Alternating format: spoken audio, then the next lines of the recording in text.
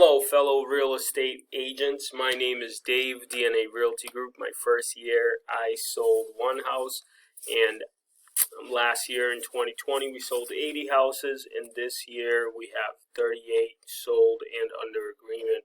So obviously things have grown over time, and let's just talk about negotiating and how you should think and how you can get your head in the game, right? Negotiation are an integral part of most real estate transactions. In fact, they are so important that in 2014, the National Association of Realtors surveyed buyers and sellers, and negotiation ranked second in the list of what buyers want most from their agents and ranked sixth in what sellers want most from their agents, right? So as with the offer process, negotiation is a pivotal point, right? So one thing I learned about negotiations is number one thing is always be honest, and number two is always have your client's best interest in mind, right? And number three, which might be really important also, you don't want to get too emotional. You know, in real estate, you get paid for putting deals together, but you really get paid for keeping deals together, right? So after checking your energy, and you just move ahead. So in business, first you meet a lot of people, then you get some appointments, then you get some agreements, then you get some contracts, and then you get some paychecks. Now, the less you think about the paycheck, the better it goes. But in the beginning of your career, when you're not making a lot of money, it's really hard not to think about the money, right? So that's how we used to be. But, as time went on, I think what we realized is simply this. The less you care about the money and the more you care about helping the people, genuinely helping your clients who are trusting you to help them find a house or sell a house and negotiate on their behalf, the better your business will get. Inevitably, you'll be able to sell many more houses than you initially could. Our clients have trusted us so much that our company grossed over $750,000 in commissions last year, right? And we're going to break $1 million. And that just doesn't happen by chance, right? So make it happen. Negotiation. You may not realize it, but you're almost always negotiating, right?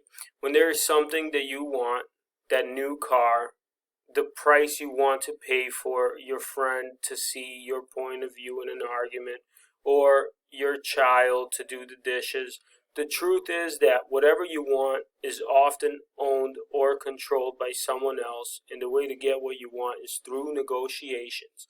Negotiations should really be a win-win, but in real estate, you have the buyer agent, you have the listing agent, and then you have the seller, and then you have the buyer. The reason that people have agents is because these negotiations sometimes get tough. The real estate is a big, pricey object, right? Most of the time it's very expensive. People are putting up a lot of money, and that's why the buyer agent and the listing agent really get paid to mediate. The attorneys really don't do that, right? So you got to be really good.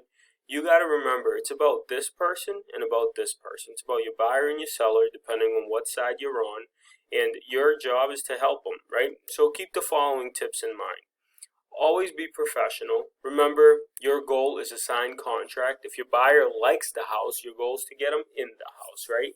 If your seller has a bunch of offers and now you're going back and forth over certain things in the offers, like seller concessions or how much they're going to put down and different things like that, you're working for your seller side. So just depending where you are, just be professional, and remember, the goal is to get the deal done and have everybody be happy, right? Which isn't always easy to do and doesn't always get done, but it's okay. Most of the time, if you're pure intent and professional, it will happen.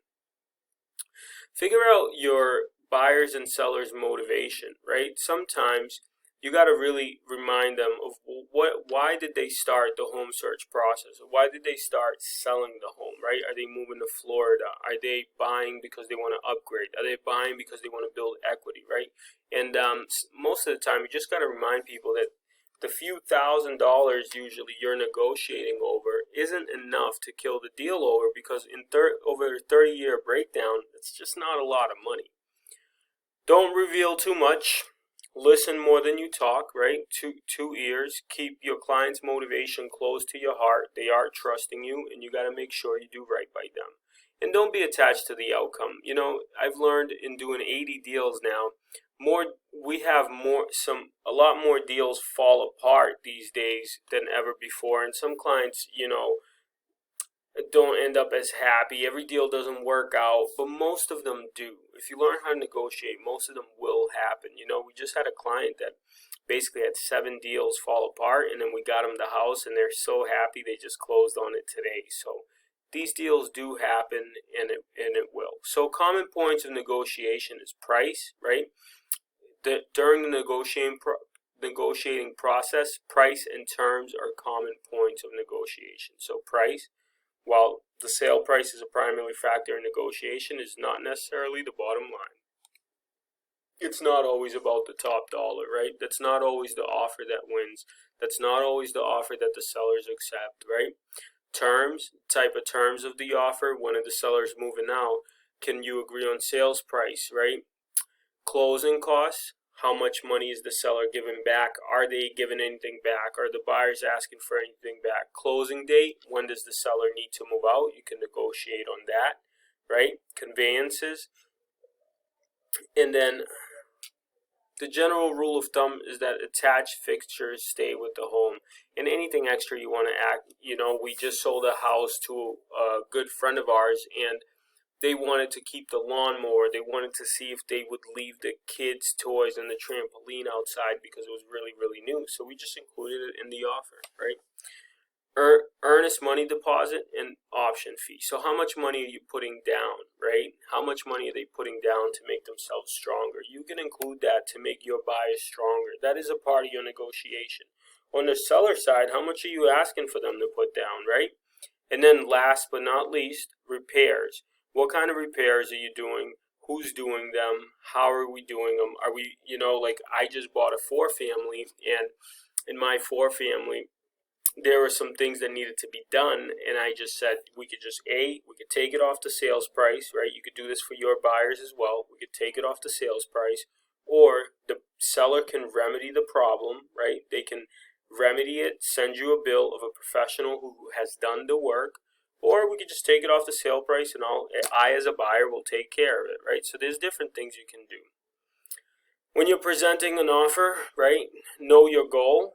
Know your client, think ahead, and set clear expectations, right? Prior to a meeting with the other party, set a clear, realistic expectation with your client, and then under-promise and over-deliver. Say, I'll do my best, but don't say I'm going to get it done, because you just don't know, right? There's too many people, there's too many parties involved. So just set clear expectations, be informed, let your clients know what's going on every step of the way, and obey the laws, right?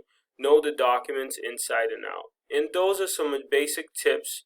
Your turn. So those are some of the basic tips that you can do to prepare your negotiating skills and the simple mindset that you should think when it comes to negotiating, right? After investing so much time and energy, move the person on their way to an agreement, and everybody's happy. Your clients are happy, the sellers are happy, depending on what side you represent, right? As with the offer process, negotiation is a pivotal point. It can literally be the deal maker or the deal breaker. You know, the great thing about using real estate agents, especially professional ones, is they make these deals happen, right? So you out there as a professional agent, just be honest, be professional, and do what's in the best interest of your client, and don't worry about the money. Those are some negotiating tips. If you'd like me to come in and teach in your market center or in your, you know, wherever, my time has went from $25 an hour to $310 an hour. Just super, super amazing. I'm excited about that. Get your head in the game. Always focus on your clients first, and your business will take off soon enough.